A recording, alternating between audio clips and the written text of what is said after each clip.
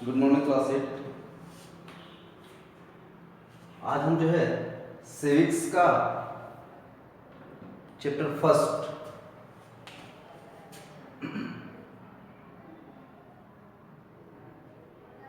Civics का जो है चैप्टर फर्स्ट पढ़ेंगे। तो चैप्टर का टाइटल है आवर कॉन्स्टिट्यूशन, हमारा संविधान। संविधान हमारा हो या किसी का भी हो, किसी भी देश का, वो क्या होता है पहले हम जानेंगे meaning of constitution. What is the meaning of constitution? Constitution is a document, a set of guidelines or rules which guide the government and also the citizens and other institutions of that country is known as constitution। एक line में मैंने यहाँ पे जो है इसको define करने की कोशिश की है। Fundamental legal document that contains the rules and guidelines for a government to functions in a country. किसी भी एक देश में सरकार के काम करने के लिए जो गाइडलाइंस और रूल्स दिए जाते हैं, ऐसे लीगल और फंडामेंटल मौलिक, ठीक है, सबसे मतलब मौलिक है, मूलभूत है, ऐसा लीगल और फंडामेंटल जो डॉक्यूमेंट होता है वो कॉन्स्टिट्यूशन होता है, संविधान होता है। ठीक है, तो हमारे वहाँ जितने भी फंक्शंस होती हैं गवर्नमेंट की या जो भी इंस्टीट्यूशंस हैं उनकी, ठीक है, जैसे पार्लियामेंट हो या आपका लेजिस्लेटिव असेंबली हो या फिर जो है आप PRIs की बात करें, पंचायती राज इंस्टीट्यूशंस की, या फिर आप म्यूनिसपैलिटीज़ और इन सारी जो भी मतलब हमारी अर्बन बॉडीज़ हैं उनकी बात करें, ये सारी चीज़ों के बारे में जो प्रावधान दिए गए हैं वो हमारे कॉन्स्टिट्यूशन में है। ठीक है, तो ये जो है ऐसा डॉक्यूमेंट होता है। अब अगला जो हेड है वो है द रोल ऑफ कॉन्स्टिट्यूशन और the need for a constitution, why a constitution is necessary for us। एक कॉन्स्टिट्यूशन जो है हमारे लिए जरूरी क्यों है, क्यों आवश्यक है, ठीक है, या फिर कॉन्स्टिट्यूशन का रोल क्या है हमारी लाइफ में। ये दोनों ही बातें एक हैं, ठीक है, उसका रोल है तभी तो वो जरूरी है। ठीक है, तो रोल क्या है? अब रोल इसका यही है कि it is a set of rules and regulations for smooth functioning. ये जो है स्मूथ फंक्शनिंग के लिए, ठीक है, क्या है? रूल्स और रेगुलेशन का सेट है। ठीक है, अब इसमें क्या क्या चीजें हैं? Clearly define the power of government and rights of citizen. हमारा जो संविधान है, कॉन्स्टिट्यूशन है, इसमें क्या है कि जो पावर्स ऑफ गवर्नमेंट हैं, शक्तियां हैं सरकार की, they are clearly defined in it, in this document, in this constitution, what should be do for the government and what should be not do। it's also मतलब restrictions भी हैं, एक तरीके से जो सरकार है उसकी लिमिट निर्धारित कर दी गई है, उसका एक दायरा बना दिया गया है कि आपको ये काम करने हैं, इससे बाहर के काम नहीं करने हैं। ठीक है, तो ये जो है powers of government are clearly defined in our constitution and what are the rights of citizen। यहाँ के नागरिकों के, जो कंट्री के सिटीजन हैं, उनके क्या अधिकार हैं? the rights of citizens are also clearly defined in a constitution। ठीक है, दूसरा क्या है? puts a guideline of countries expectations। expectations क्या होती हैं? अपेक्षाएं। ठीक है, तो हम सरकार से क्या अपेक्षा करते हैं? What are our expectations to our government?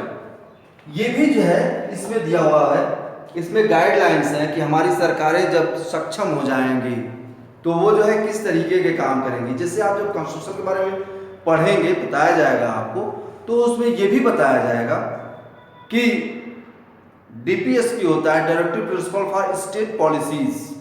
ठीक है, तो जब भी स्टेट, जो राज्य है, वो नियम बनाएगा, कानून बनाएगा या कुछ करने के लिए शुरुआत करेगा, तो वो उन गाइडलाइंस को, वो जो पॉइंट्स दिए गए हैं, प्रिंसिपल्स जो बनाए गए हैं डायरेक्टिव, ठीक है, तो उन डायरेक्टिव प्रिंसिपल्स को वो देखेगा और उनके अकॉर्डिंग काम करेगा। ठीक है, तो जब भी राज्य सक्षम होगा तो वो ऐसा करेगा। ठीक है, तो ये हमारी एक्सपेक्टेशंस हैं जिनको दिया गया है कहाँ पे? हमारे कॉन्स्टिट्यूशन में। अगला है constitution is a live document. Constitution एक जिंदा दस्तावेज होता है। अब आप कहोगे बुक है, बुक में जिंदा क्या है? What is live in a book? तो मैं बता दूं आप लोगों को कि जैसे हम जिंदा हैं, हम छोटे थे, माँ के पेट से बाहर आए, पैदा हुए तो छोटे से बच्चे थे, लेकिन धीरे धीरे हम बढ़ते गए। तो ऐसे ही जो हमारा समाज है, हमारी कंट्री है, यहाँ परिवेश बदल रहा है। नित्य नए नए जो है आविष्कार हो रहे हैं, नए नए चेंजेज हो रहे हैं सोसाइटी में।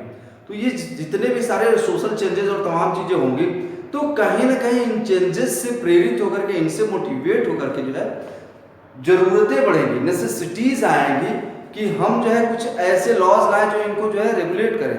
जैसे वर्ष आप देखोगे 2000 के पहले तक जो है आपको आईटी के लिए, इंफॉर्मेशन टेक्नोलॉजी के लिए बहुत सारे रेगुलेशंस नहीं मिलते होंगे, लेकिन उसके बाद से हमने देखा साइबर क्राइम। तो साइबर क्राइम के लिए अपने कॉन्स्टिट्यूशन में कहीं कोई जगह नहीं थी, लेकिन बाद में आप देखोगे तो क्या है कि हमारी जो गवर्नमेंट है, पार्लियामेंट है या हमारी स्टेट गवर्नमेंट्स हैं, तो वो इसके ऊपर क्या करेंगे? रूल्स बनाएंगे। ठीक है, मेनली पार्लियामेंट ही बनाता है क्योंकि ये सारे जो है उसी के सब्जेक्ट हैं। ठीक है, तो पार्लियामेंट जो है इसके लिए रूल्स बनाएगा, और ये सारे रूल्स जो है वो कहाँ से आएंगे? कहीं ना कहीं उनके लिए जो गाइडलाइंस दी गई है, कहाँ पे? हमारे फंडामेंटल लीगल डॉक्यूमेंट, मतलब हमारे कॉन्स्टिट्यूशन में, वहां से मोटिवेशन मिलेगा कि इन पे जो है इस तरीके का काम होना चाहिए। तो जैसे जैसे सिनारियो चेंज होगा, वैसे वैसे जो है रिक्वायरमेंट्स आएंगे, नीड आएगी, और उस नीड के अकॉर्डिंग जो है चीजें बनाई जाएंगी, और उन्हीं के अनुसार जो है कॉन्स्टिट्यूशन के अंदर भी अमेंडमेंट किए जाएंगे, संशोधन किए जाएंगे, और ये जो है क्या होगा? उसके रूप को बदल देगा। तो मैं जैसे बच्चा था तो वो जैसा दिखता था, अभी वैसा नहीं दिखता हूँ, बिल्कुल भी नहीं। ठीक है, तो ऐसे ही कॉन्स्टिट्यूशन का भी है कि जैसे शुरू में वो जैसे था उस तरीके का था, वो नहीं रह गया है। अब उसमें बहुत सारे परिवर्तन हो गए हैं, जो कि हमारी जो प्रेजेंट सिनारियो है, कंटेम्प्रेरी जो टाइम है, इस टाइम के अकॉर्डिंग जो है उसमें चेंजेस किए गए हैं। ठीक है, इसलिए कॉन्स्टिट्यूशन क्या है? एक लाइव डॉक्यूमेंट है। अगला है provides a platform for everybody's consent. सबकी सहमति के लिए एक ये प्लेटफॉर्म प्रोवाइड करता है। इसमें क्या है कि जैसे अलग अलग कम्युनिटीज़ हैं, अलग अलग रिलीजन के लोग हैं, हमारी कंट्री बहुत ही वास्ट है, तो यहाँ पर आप पाओगे कि यहाँ पे देखोगे आप कि बहुत ही अलग अलग तरीके के लोग हैं, और अलग अलग निर्जातियाँ भी हैं, ह्यूमन रेसेस भी हैं। ठीक है, तो इसकी वजह से क्या है? कॉन्फ्लिक्ट्स होता है, बहुत सारे कल्चर भी हैं, इसकी वजह से भी कॉन्फ्लिक्ट। तो ये कॉन्फ्लिक्ट होता है, लोगों के बीच कॉन्फ्लिक्ट्स है, लेकिन बावजूद इसके हम एक हैं, और वो एक होने के लिए जो ग्राउंड है, वो ग्राउंड भी ये प्रोवाइड करता है। और क्या करता है? Enhance the equality. इसकी जरूरत इसीलिए है कि ये इक्वालिटी को इनहांस करता है, उसको बढ़ावा देता है। ठीक है, और क्या करता है? पावर शेयरिंग करता है।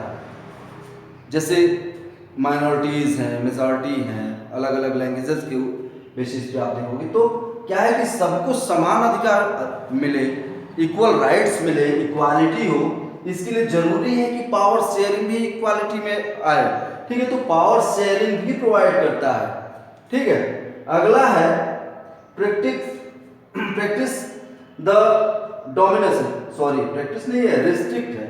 ठीक है, रिस्ट्रिक्ट्स द डोमिनेशन।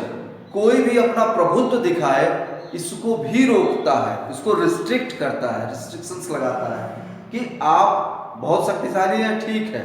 जैसे मान लीजिए कि बाहुबली लोग होते हैं या तमाम लोग, तो वो किसी को भी गोली मार दें, तो ऐसा नहीं है कि वो किसी को गोली मार दें तो उसके बाद से उन्हीं का राजा बच जाएंगे। हमारे वहाँ लॉ है, कानून है, और वह कानून जो है उनको सजा देगा। तो ये जो है डोमिनेशन को भी क्या करता है? रिस्ट्रिक्ट करता है।